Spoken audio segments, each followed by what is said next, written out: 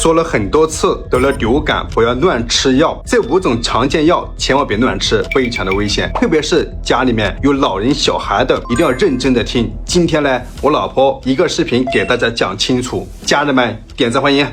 家人们，大家好！今年流感已经提前了，不少人已经中招了。每年流感呀，都有不少人会因为乱吃药导致肺炎、心肌炎甚至肝衰竭的。今天呢，就给大家揭秘3个常见的流感用药误区。第一个，退烧药跟感冒药不能一起吃。市面上呀，大多数的感冒药都是复方制剂，很多都含有退烧药的成分。如果同时服用，可能会导致药物过量，引发严重的肝损伤，甚至出现急性肝衰竭。正确的做法呀，应该是感染流感之后的48小时之内服用磷酸奥司他韦，通过抑制病毒复制来减轻流感的症状，并且奥司他韦可以和退烧药同时服用，用于缓解高烧，避免高烧引起的脱水脑损伤。第二个，镇咳药和化痰药不能一起吃。市面上大多数的镇咳药是通过抑制咳嗽反射来减少咳嗽，而化痰药呢是通过稀释痰液，让痰液更加容易咳出。如果同时使用的话，可能会让痰液滞留在呼吸道，增加感染的风险，甚至阻塞呼吸道，造成呼吸困难。一般来说呀，流感后的持续咳嗽，我们也称为感染后咳嗽，这是因为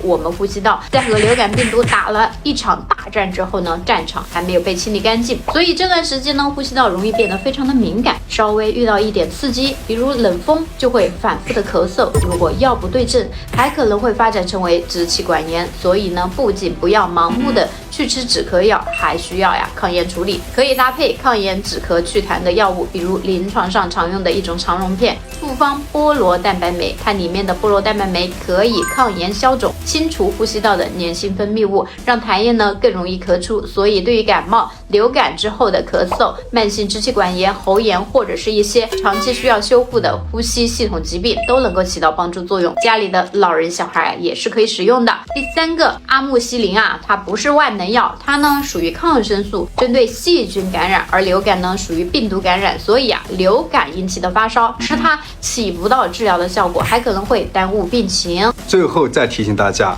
无论是什么药，都不能用咖啡、可乐、酒精来送服。家人们记好了吗？点赞转发，帮助更多的人。